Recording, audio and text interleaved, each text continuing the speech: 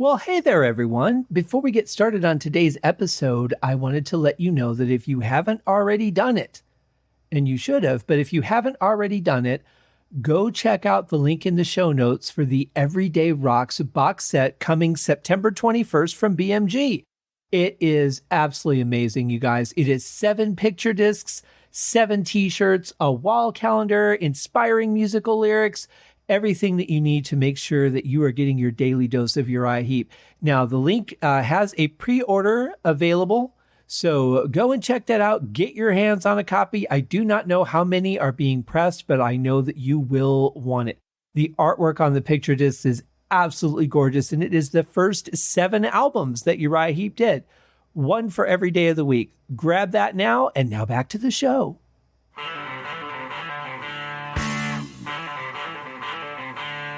Welcome to Uriah Heep, the Magician's Podcast.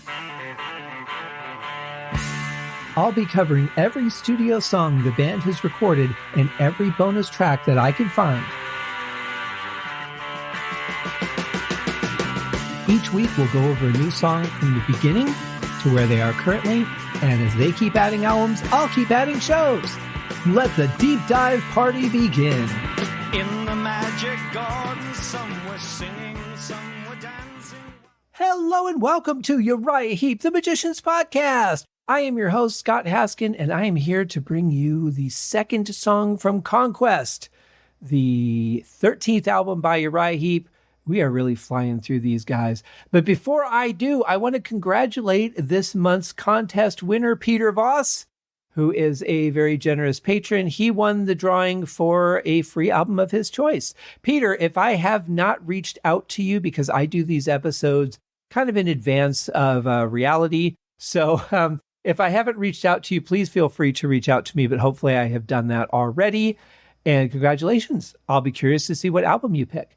And now we are going to talk about the situation that I have found myself in for this album. As you guys heard in the last episode, I was really hoping to find a different mix of this album, perhaps one that wasn't Brick Wall Limited, but I have not been able to. I got a copy of the original CD, and I have the bonus CD as well, and they are very, very much mastered the same way. So I have not found anything that had enough of a difference to warrant changing off of the mixes that I'm working on from the deluxe edition. So that's what we're going to go with, because that's what we do, right? We adapt. We say we try to do the best we can, and this is the best we have. So that's what we're going to go with. So I will try not to complain about Brick Wall Limiting too much. If you guys have listened to some of my album reviews on the Haskincast podcast, you know I'm not a big fan of it. Some people can't hear a difference. For me, it's what I hear that I know we're not hearing enough of, if that makes any sense, because all the frequencies are peaked. There's some things that end up somehow buried behind other things. And if you're raising the dynamics on everything and not featuring certain things, then it's all just as loud as it can be all the time. And that doesn't work for my particular ears. But I don't want to spoil it for anybody who's perfectly happy with it, because, you know, we all hear things the way that we do. We're all individuals, and some people are perfectly happy with it. It's a very common practice these days, especially in rock and roll. And so it's something that just exists, and we have what we have. So moving forward, we're going to run into the second song now off of the Conquest album. And I have to say, because I was going to hold off recording some of these, I started working on the bonus track episodes. And I'm just going to say right now, the last song of the season, My Joanna Needs Tuning, that song, since I have done the episode, has really grown on me. It's really stuck in my head. I can't wait to get into it with you guys. It's going to be just a short while now, because, you know, these episodes are flying. And I'm excited to see what you guys think. I personally love the song very much. I've really grown to enjoy John Sloman's vocal style. Not just his sound, but his style. You know, it definitely fits the time. I think Chris Slade's a really good drummer. You know, he's very active. He's got some very interesting and powerful fills that he plays. He really knows how to add a lot of color to it. And it's weird when you change out members, somebody as iconic as Lee Kerslake, you do start to worry, well, yeah, what are the drums going to be like now? You know, we've had this guy for a while. and we're used to it the way that it is. So it does get, a little shaky when you change out band members. You don't know how people are going to feel and react, especially when it's a major player who's been around for a while and has stamped their signature on the band. But much like John Lawton, we're moving on to the John Sloman time, and I really like his sound. I don't know the songs that he sang on very well, the majority of them. So I'm going to be just experiencing all this as we do the show. So I'm very excited about that. It's a good lineup so far. The couple songs that I've done already, I have to say they sound really solid for again, changing out 2/5 of the band. They sound pretty tight. They sound comfortable with each other, which is very important, because if the musicians don't sound comfortable with each other, or aren't comfortable with each other, I should say, it comes out in the music. I think about, and I don't want to pick on anybody, but okay, so I'll do it this way. There was a band that was in the 90s, had an incredibly successful album. And I saw them live. I didn't really know who they were at the time, but I saw them live. I thought they were fantastic. Or maybe I did. I think I did know who they were, but I wasn't, really, really into them. But this album was really good. And then, that kind of success can change bands. It can change people. The pressures of the follow-up album alone can be enough to destroy a band, as many bands have found. When you're doing your first couple albums, or your first album, you have, maybe you've been working on it for years, and then you finally get a record deal. So you're finally getting to record these songs. You do a tour, you're having some success, and the record company's like, great, you got 30 days, let's have the next album. Well, yeah, but it took us 5 years to put the last one together. Well, you got 30 days. Let's go. We'll get you a producer. We'll bring in writers if we need, they'll do whatever they need to do, but it's a completely disheartening situation sometimes for bands. And so I don't know exactly what happened with this particular band, but I did not really like the follow-up album. A friend of mine went and saw them live and said they wouldn't even look at each other on stage. It was that bad. So it is a tough thing when you have success, when you have member changes. There's so many different pressures than I think most people would even imagine existed. I mean, hey, you're playing music for a living. You don't have to work a 9 to 5. Shut up, enjoy it, quit complaining. There are a lot of pressures that people really don't necessarily understand. So I'm really grateful that this band, Uriah Heep, stayed together through all these changes. At any point, they could have just said, you know what, enough's enough. I don't want to keep going through this. I don't want to keep changing out people and starting over again. And I just, I'll go work with another band or something, but that didn't happen. Uriah Heep is still together, which is absolutely amazing. I love that. So with all that being said, in a very long-winded roundabout way, here is Imagination by Uriah Heep from the album Conquest.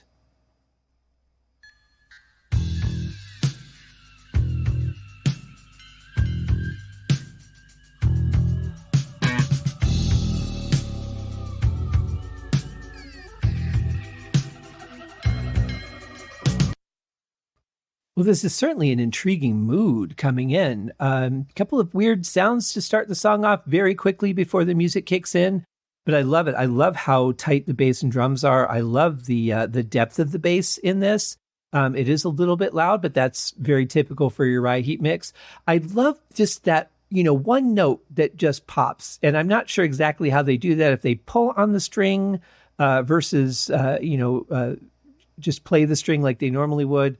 But it definitely is an interesting sound, and it certainly makes that note stand out much more than the others, just because of the change in sound and the abruptness of it. But I think this has got a really cool groove. I love the keys in the background, just kind of setting a little bit of a tone, almost like, you're in a haunted forest and there's a little bit of fog. And it's kind of weird with the bird sounds that echo and stuff in there. It definitely gives me like a haunted forest feeling so far. But, we're 15 seconds in, so let's see where the song goes.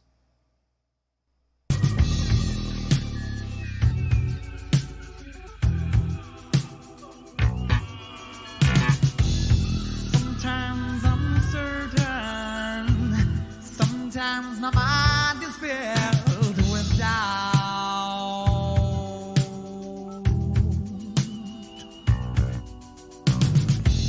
Some thoughts lay heavy here. Sometimes I think it's figured out.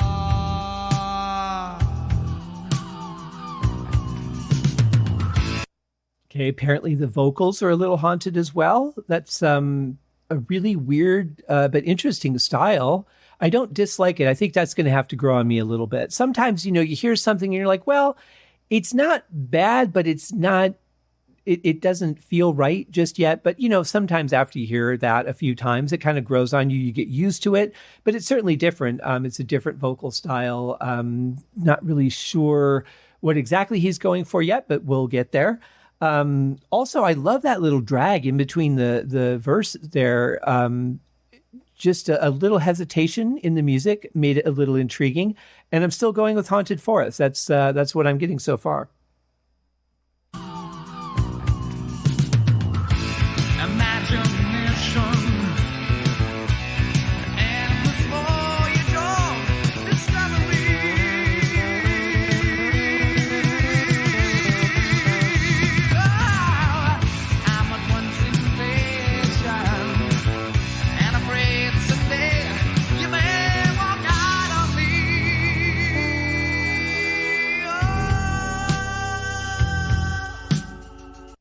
One thing I love about this band is their ability to really change direction of a song and just seamlessly go back into where they were prior.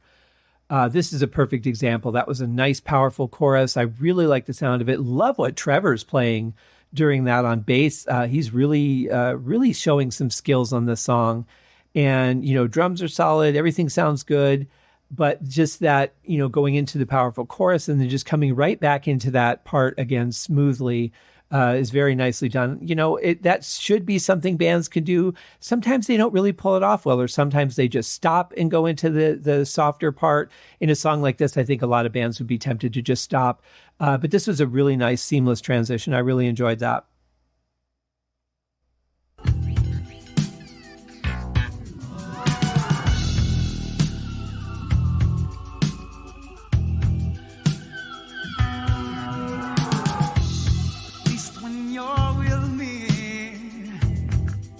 Not afraid to live with mystery.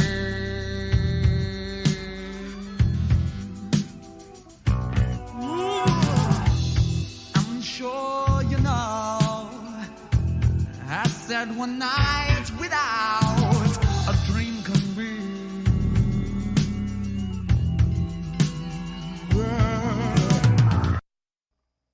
I really like that sweeping sound to this. I'm going to say that's probably coming from the guitar, but either way, it sounds really good. And then we've still got some, sound effects and things going on in the background when we're in this moodier part of the song.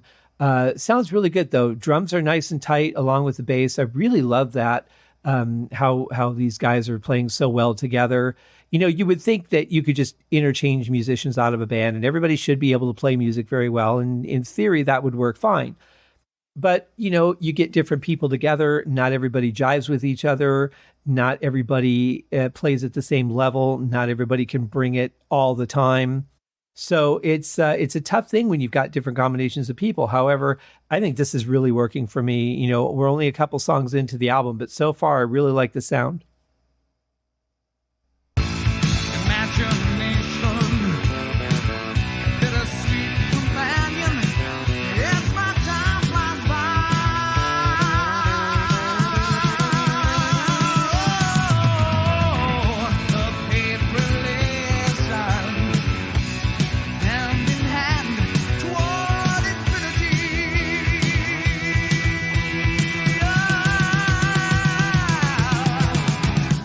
This feels really good, right? It's flowing nicely. You've got a really nice vocal there. Doesn't need to be extremely powerful to get the point across. It's powerful where it needs to be. Band is backing it up quite nicely. I'm guessing that we're about to go into a solo part here or some kind of change. But either way, just to kind of sum up where we're at so far, I think it sounds like a really strong song. It is interesting tempo because it could have been darker if the tempo was slightly lower, but that might not be what they wanted. Obviously, they chose the tempo they wanted, but anything faster could have been a little too poppy. I think this tempo sits really well with me for this song.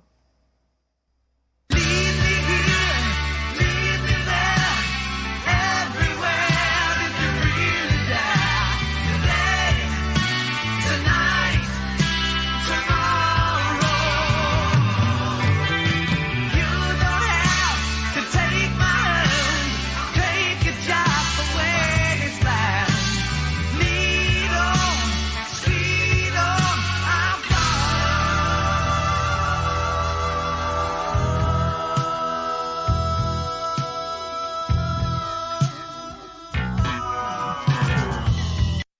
Well, I did not expect that part to come up, but that was good. You got to hear the guitars come in a little bit more, because other than what I think were the guitars doing the sweeps earlier, this is the first time I'm really hearing them in the mix. So that's pretty nice.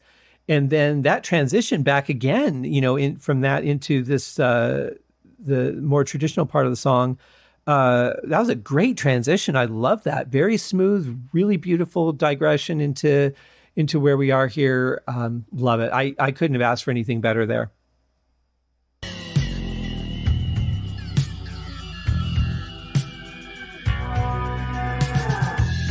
When you see me coming, you're gonna know I'm not alone.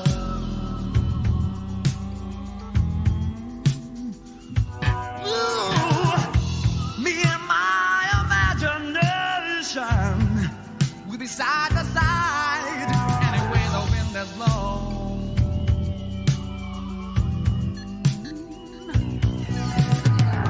Love songs and fantasies, they've kept us busy since the day we met. Whoa. Each new horizon reminds us that it's not over yet. Whoa. So I can hear a little bit more distortion in the background. It sounds like the guitars and the keyboards are pretty much on par volume-wise, but they're just pushed into the background. They're kind of filling up the bowl of sound and letting the bass and drums and vocals really shine through. Interesting thing, and I was talking to Steve Weltman, the manager for Ken Hensley, Paul Newton, and Lee Kerslake, among others. I had mentioned that I had heard that Lee Kerslake had done the high harmonies, and he agreed with that. So if Lee Kerslake is not doing the high harmonies here because he's not on this album, who's doing them? There you go. So great song, though. Looks like we're going to head into another part. So let's see what it's all about.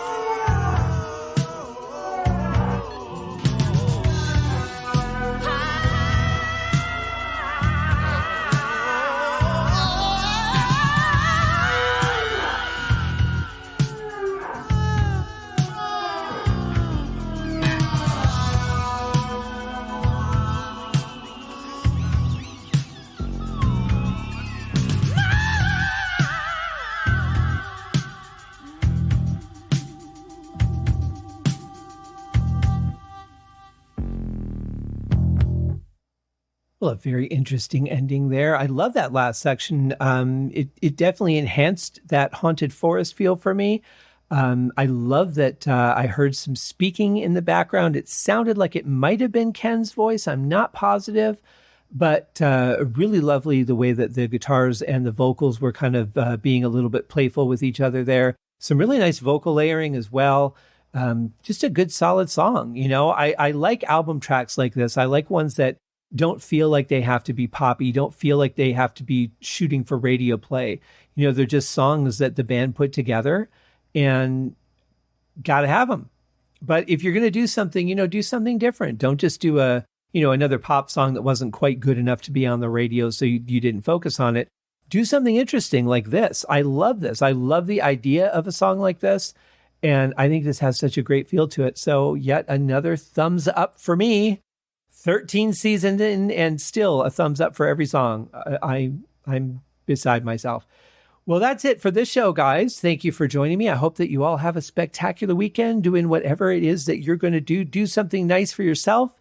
Do something nice for somebody else. And make sure that you check out that new BMG Uriah Heep box set. It's stunning. The link is in the show notes. It's also on the website. If you go to scotthaskin.com, click on the Uriah Heep podcast link, and it will take you right to it, along with links to all kinds of cool stuff, including, where you can stream the show if you want. So thank you guys for joining me. We will see you next week. Have a great weekend. Cheers. Thank you for joining me on this episode of Uriah Heep, the Magician's Podcast. If you have enjoyed this show, please consider going over to Apple Podcasts or your favorite podcast outlet, leaving a rating or a review. Be sure to subscribe to make sure that you are notified when new episodes are available. Please be sure to share this podcast with your fellow Uriah Heep enthusiasts and anyone who you think would like Uriah Heep, which should be everyone. And if you are so inclined, please feel free to contribute to the Patreon account. And if you are not a Patreon subscriber, you can also pay through the PayPal link on the website listed in the show links below. I would also like to thank Uriah Heep for their very generous support of the show, and thank you guys for listening. We'll see you in the next episode. Happy days!